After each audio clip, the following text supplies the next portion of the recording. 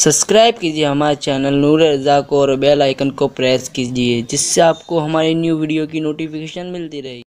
سنو سنو نمازی کی شان کیا ہے۔ میرے آقا فرماتے ہیں حدیث پاک، اس کو مت ضائع مت کرنا، اس کو یاد رکھنا، بہت خاص بات۔ حضور کی ہر بات خاص ہے، لیکن حضور نے کیا بات بیان کی ہے۔ سرکار فرماتے ہیں نمازی جب مسجد میں آتا ہے، مسجد میں آتا ہے، صرف مسجد میں آتا ہے، مسجد میں پہلی بات وہ اللہ کا مہمان ہوتا ہے۔ گیسٹ کس کا بنتا ہے؟ سوچیں ذرا، اللہ کا مہمان، ضیوف الرحمن، خدا کا مہمان کتنی بار؟ 5 بار۔ کیا اس کو حسرت سے دیکھتے ہو؟ تم خدا کے مہمان بنائے جاتے۔ پہلی بات۔ دوسری بات، پھر وہ وضو کرتا ہے، بسم اللہ کر کے وہ صرف ہاتھ دھوتا ہے، سر سے لے کر پیر تک کے سارے گناہوں سے ایسے پاک ہوتا ہے جیسے ابھی اپنی ماں کے پیٹ سے پیدا ہوا۔ کیا اکرام ہے قدرت کی بارگاہ میں نمازی کا۔ اسی پہ بس نہیں، پھر کیا ہوتا ہے جب وہ اللہ اکبر کہتا ہے، اللہ اکبر اللہ اکبر، یہ ہاتھ کیوں اٹھائے جاتے ہیں؟ اللہ اکبر اللہ اکبر۔ جب عاجزی کرنی ہوتی ہے نا تو انسان کسی کو یوں کرتے دیکھو تو کیا اور بڑی عاجزی کر رہا ہے، معافی مانگ رہا ہے، کان کی لو تک ہاتھ اٹھائے جاتے ہیں۔ ہاتھ کب اٹھائے جاتے ہیں؟ کب؟ جب آدمی کسی کے سامنے اپنے آپ کو سرنڈر کر دیتا ہے، ایک اس وقت، اور دوسرا جب کوئی ڈوبنے والا ڈوبتا ہے۔ اللہ کرے آپ کسی ڈوبنے والوں کو کبھی نہ دیکھو، لیکن ہم نے جو اپنے اساتذہ سے سنا، بزرگوں سے سنا، جب لوگوں کی کشتیاں ٹوٹ جاتی تھی، لوگ نہاتے نہاتے ڈوبتے تھے، کوئی سہارا نہیں ہوتا تھا تو ڈوبنے والا ہاتھ اٹھا دیتا تھا۔ کیا مطلب؟ اب میرا تیرے سوا کوئی سہارا نہیں ہے۔ تو نمازی مسجد میں آ کے کھڑے ہو کر کے کہتا ہے، اللہ اکبر، میں نے سب سے ہاتھ اٹھا دیا ہے اور میں صرف تیرا ہو گیا ہوں۔ جب وہ یہ کہتا ہے، ہمیں تو پتہ بھی نہیں ہے کہ کون سی بات کیوں کہی جاتی، کون سی بات کیوں کہی جاتی ہے نہیں پتہ ہے۔ ہاتھ اٹھا دیا سب سے، بیوی سے، بچوں سے، بھائیوں سے، بہنوں سے، دولت سے، شہرت سے، عزت سے۔ ٹیچر تھا مسجد کے باہر، ڈاکٹر تھا مسجد کے باہر، بادشاہ تھا مسجد کے باہر، عالم تھا مسجد کے باہر، خطیب تھا مسجد کے باہر، یہ تھا مسجد کے باہر، وہ تھا مسجد کے باہر۔ اب یہاں تو صرف بندہ ہے، بس کچھ نہیں ہے، تو صرف بندہ ہے۔ اب تو مسجد میں بھی اپنے عہدے لے کر جاتے ہو، یہ فلاں صاحب ہے تو یہ آگے ہی صف میں بیٹھیں گے، ان کا رومال رکھا ہوگا یا ان کی کرسی رکھی ہوگی۔ لا الہ الا اللہ، کیا ہے یہ؟ کیا تماشا ہے یہ؟ کچھ کسی کا رومال نہیں ہوگا۔ وقت کا شیخ طریقت بھی بعد میں آئے گا تو اسے مرید کے پیچھے بیٹھنا ہوگا، یہ اسلام کا فلسفہ ہے۔ وقت کا علامت الدار بھی آئے گا تو اسے پیچھے ہی بیٹھنا ہوگا، اگر وہ مسجد کا امام نہیں ہے تو اسے وہیں بیٹھنا ہوگا، نہیں آ سکتا وہ آگے، اس کو آنے کی اجازت نہیں۔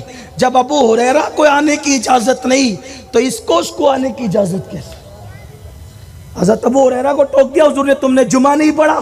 کہا آپ کے پیچھے تو پڑھا ہے۔ کہا تم نے جمعہ نہیں پڑھا؟ حضور آپ کے پیچھے پڑھا نہیں پڑھا۔ حضور غلطی کیا ہوئی؟ کہا صفے پھلانگ کر کیوں آ رہے تھے؟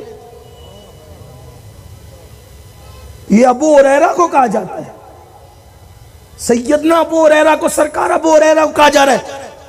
آپ کو کس نے اجازت دی؟ رومال رکھ رہے ہو صفے، کیا سمجھ رکھا ہے؟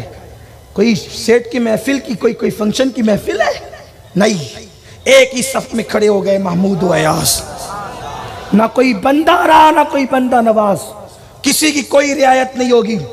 ایک ہی جگہ ایسی ہے جہاں اللہ کی حکومت کے سوا کسی کی حکومت نہیں۔ بہت پیارا سا ایک واقعہ یاد آیا، امام اعظم کے دور میں ایک حادثہ ہوا، ایک شخص سے بادشاہ ناراض ہو گیا، اس نے کہا شام سے پہلے میری سلطنت چھوڑ ورنہ قتل کر دوں گا، پھانسی پہ لٹکا دوں گا۔ یہ دن بھر بیچارہ پریشان رہا کہ کہاں جاؤں، اس لیے کہ بغداد سے میں کتنے دن بھی سفر کروں تو اس کی سلطنت سے باہر تو نکل شام سے پہلے دوپہر تک تو ٹینشن میں رہا، شام تک پریشان ہوا، جب چند گھڑیاں بچی تو کسی نے کہا امام اعظم کے پاس جا، امام اعظم کے پاس جا، وہ آسانی سے مسئلے حل کرتے ہیں۔ امام اعظم کا کیا فن تھا بتاؤں کیا فن تھا؟ میرے آقا نے انس ابن مالک کو کہا تھا انس تیری ملاقات ایک بندے سے ہوگی، اس کا نام نعمان ہوگا، اس کو لوگ ابو حنیفہ کہیں گے، میری ایک امانت اس تک پہنچانا۔ کہا یا رسول اللہ کیا؟ حضور نے اپنا لعاب نکال کے حضرت انس کے منہ میں ڈالا، کہا یہ تھوک اس کے منہ میں ڈال دینا، اس کا فیضان جاری ہوگا۔ اسی لیے جب کوئی نہیں بولتا تو امام اعظم بولتے تھے۔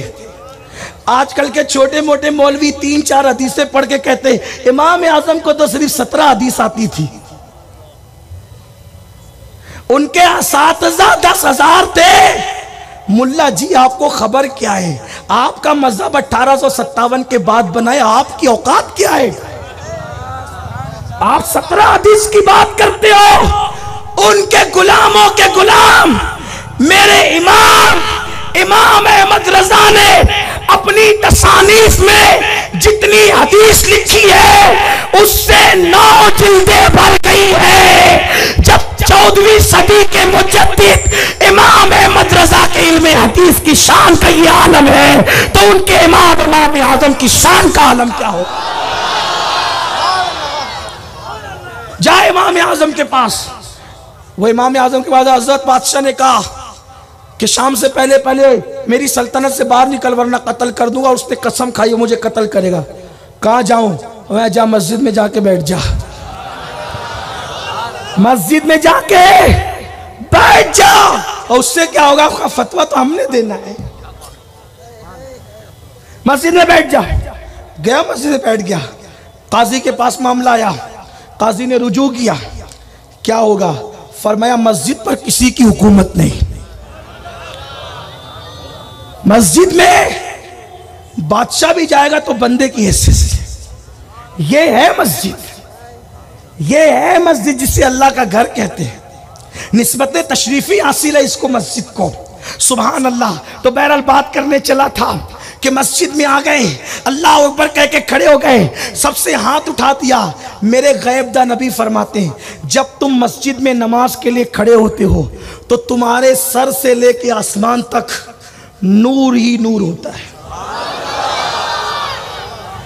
میرے الفاظ میں اس کو یوں بیان کرتا ہوں، جب تم مسجد میں نماز کے لیے کھڑے ہوتے ہو تو تمہارے سر پہ نور کا صحرا سجایا جاتا ہے، تمہارے سر پہ نور کا صحرا سجایا جاتا ہے، یعنی مسجد میں تمہیں روزانہ 5 وقت دولہ بنایا جاتا ہے۔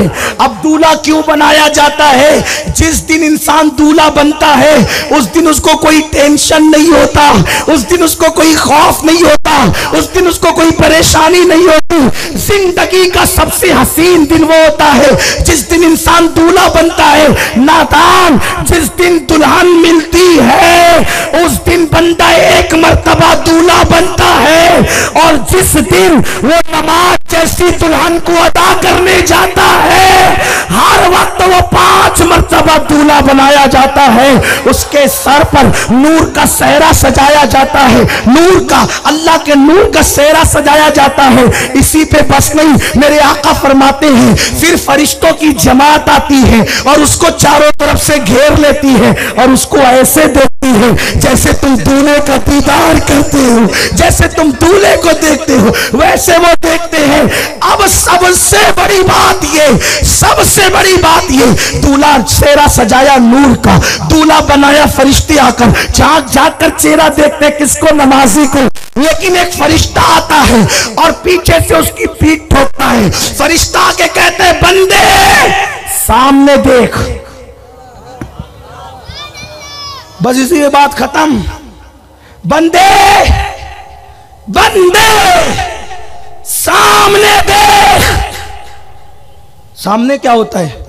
کہتا ہے دیکھ تیرا اللہ تجلی کر رہا ہے، وہ اللہ جو آنے جانے سے پاک ہے، وہ اللہ جو آنے جانے سے پاک ہے، वो अल्लाह जो ज़मान और मकान से पाक है, वो अल्लाह उसके सामने होता है अपनी शान के मुताबिक, वो अल्लाह उसके सामने होता है और गोया नमाज पढ़ने वाला अल्लाह से बातें करता है और अल्लाह उससे बातें करता है। मेरे आका ने फरमाया कि अल्लाह उसके सामने होता है अपनी शान के मुताबिक और वो अल्लाह उससे बातें कर रहा होता है। अगर बंदा इस नमाज की हकीकत को समझ ले तो वो तमन्ना करे कि जिंदगी भर अब सलाम नहीं पढ़ूंगा, क्योंकि मेरा यार तो मेरे सामने है, मेरा रब तो मेरे सामने है अपनी शान के मुताबिक और मैं उससे बातें कर रहा हूँ, वो मुझसे बातें कर रहा है। अल्लाह अपनी शान के मुताबिक, वो ज़मान और मकान से पाक है, नुज़ूल इजलाल फरमाता है, तजल्लियात फरमाता है और वो रब के सामने खड़ा होता है। अल्लाह अल्लाह आका फरमाते हैं अगर ऐसी नमाज की शान कोई समझ ले तो बंदा जिंदगी भर सलाम न फेरे और तमन्ना करे मैं इसी तरह नमाज पढ़ता रहूं और जिंदगी इसी में गुजार दूं, इसी में मौत आए। इस फलसफे को समझा तो सैयदा फातिमा ने समझा, इस फलसफे को समझा तो मौलाए कायनात ने समझा, इस फलसफे को समझा तो सैयदना सिद्दीक़ अकबर और सहाबा ने समझा और इस फलसफे की तकमील किसी ने की है तो किसने की है? वो अल्लाहु अकबर मज़लूम करबला सैयदुश शहदा हजरत इमाम अर्श मकाम इमाम हुसैन ने किया। जब आखिरी वक्त आया तो सोचा कि शहादत का दूल्हा बनने से पहले कुदरत की अरूस का दूल्हा बन जाओ। अल्लाहु अकबर जिसे नमाज कहते हैं। और जब नमाज शुरू की तो हालत सजदा में आपने जान आफरी के हवाले कर दी। एक आखिरी हदीस, हम जिंदगी से प्यार इसलिए करते हैं कि वो जितनी जिंदगी होगी इबादत उतनी। साद इब्न अबी वकास कहते हैं एक बंदे का दौरे रिसालत में इंतकाल हुआ और उसके 40 दिन के बाद उसके भाई का इंतकाल हुआ। दोनों भाइयों की मौत में कितना वक्फा था? कितना? 40 दिन। दोनों का इंतकाल हो गया। बड़े भाई की लोगों ने जो पहले इंतकाल के बहुत तारीफ की, सरकार ने कहा पहले की करते हो दूसरे की क्यों नहीं करते? असल वो बहुत ज्यादा नेक था, ये भी कम नेक नहीं था लेकिन वो ज्यादा था। सरकार ने मुस्कुरा के कहा उससे इसने 40 दिन नमाजें ज्यादा पढ़ी है। जो पहले मरा, जिसका इंतकाल पहले हुआ, उससे 40 दिन की नमाजें इसने ज्यादा पढ़ी है। तुम्हें क्या खबर कि एक सजदा इंसान को कितना बुलंद करता है? तो इसने 40 दिन की नमाजें उससे ज्यादा पढ़ी है तो इसके दर्जात कितने बुलंद हुए होंगे। हमारे यहाँ यही तो फलसफा है, छोटे से का एहतराम इसलिए करते हैं कि उसने गुनाह हमसे कम किए, बड़ों का इसलिए करते हैं कि उसने इबादत हमसे ज्यादा की है। तो आओ आओ अल्लाह की तरफ बुलाओ, अल्लाह की दावत पर जाओ, नमाजों की पाबंदी करो, अपना रिश्ता गुनाहों से तोड़ो। सुन्नी दावत इस्लामी इसी मिशन को लेकर चल रही है। बल्कि आसन दावत ये भी है कि ये तुम्हें अल्लाह की तरफ बुला रही है, नमाज की तरफ बुला रही है। भावनगर के सुन्नी इज्तिमा में दूर दूर से आने वाले मेरे भाइयों, मेरी गुजारिश है आपसे कि अपने इलाके में जाओ, देहातों में नमाज की दावत शुरू करो, फजर की नमाज में उठाओ, लोगों को आवाज लगाओ। सुन्नियों अपनी मस्जिदों को ऐसे भर दो कि फजर में ईद का समा लगने लगे। बस तुम खुदा के घर को आबाद कर दो, अल्लाह तुम्हारे घरों को आबाद कर देगा। मस्जिदों को आबाद करो, नमाज की दावत को आम करो।